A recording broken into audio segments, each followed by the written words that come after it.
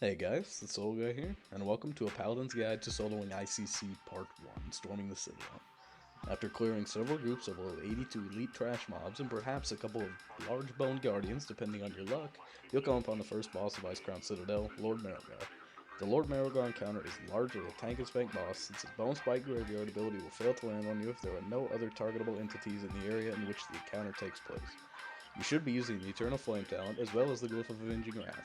The seal you choose will be largely dependent on your gear. His melee attacks will inflict about 20k damage each swing, so it's up to you whether you prefer Seal of Corruption or Seal of Insight. Keep in mind that you should still move out of the flame as he is dropping on the ground, because any damage avoided is less holy power you have to spend on healing yourself and in turn more that you can use to kill him. Feel free to spend your holy power undamaged in the first phase of the fight, because you will have plenty of time to catch yourself up in healing during his Bowstorm ability, which will only take for about 4k a second. After you kill him, move up the ramp and kill the trash contained within the Oratory of the Damned and get ready for the Lady Death Whisper encounter. After defeating the trash, you're ready to take on Lady Death Whisper. I find that it's the easiest to use Seal of Corruption and immediately blow all of your cooldowns. About 10 seconds into the fight, several ads will spawn on the left side and the alcoves. In order which you kill these is important. You must kill the Acolytes first because they will cast a spell on you called Curse of Torpor, which if it lands, will make all your abilities have a 15-second increased cooldown. For example, Crusader Strike will now have a 15-second cooldown. This can be more than an inconvenience because if it happens at the right time, your healing abilities will have a 15-second cooldown which may cause you to die.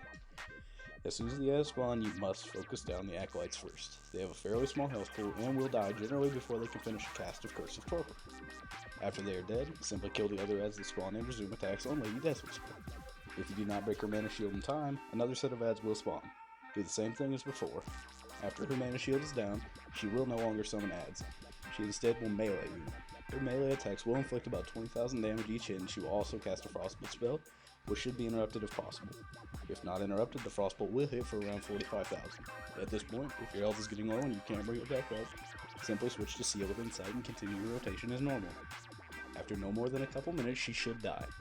After she's dead, simply proceed up the elevator behind her.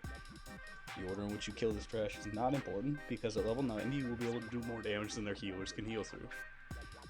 After killing two groups of Alliance or Horde trash if you are on the Alliance, as well as one Frostworm, run up the ramp and get on the ship. Grab a rocket pack from the guy located to the left of Sarfang or Muradin for the Alliance and equip it, and put it on your action bar in a convenient location.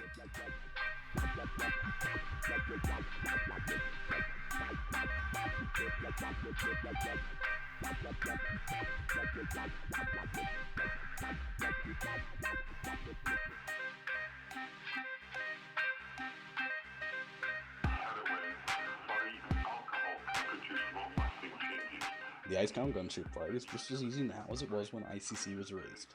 The only thing you have to do is jump in your cannon and bombard their ship. After they freeze your cannon, simply jump out, jump over, and burn down the mage as quickly as possible. Then jump back and re-enter your cannon and repeat the bombardment.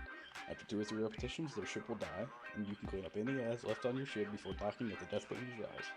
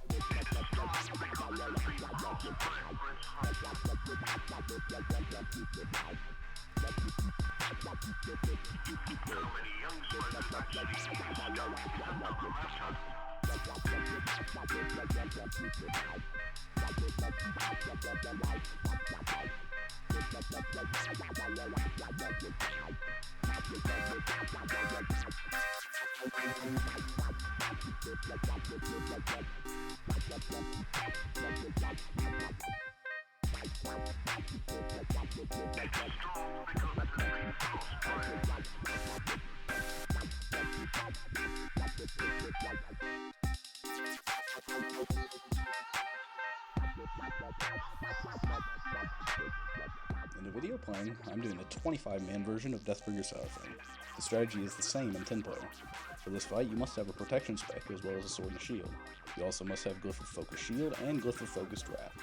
The rest of your gear can be your Retribution set. The main goal is to abuse the way Vengeance and Seal of Insight work. Make sure you have your self buff, and make sure that you're using Seal of Insight before you go into attack. The trick is to make sure that you're using Hammer of the Righteous on every cooldown. Since Seal of Insight will proc off of every single target you hit, you should never drop below half health. When the Blood Beasts spawn, it is also imperative that you do not kill them, just let them attack you.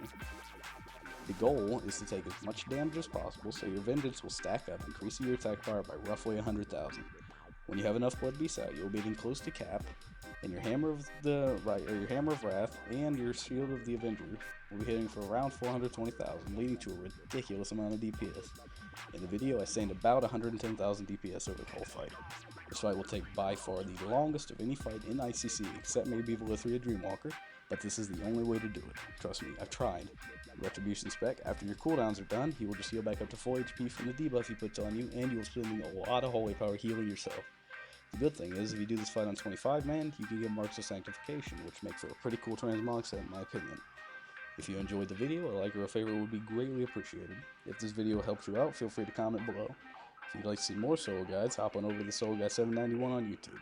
New guides will be uploaded often for all classes, with many of the supposedly unsoloable bosses in the World of Warcraft. If you would like to see something specifically, send an email to thesologuy791@gmail.com with your request. Thanks for watching, good luck, and have fun soloing.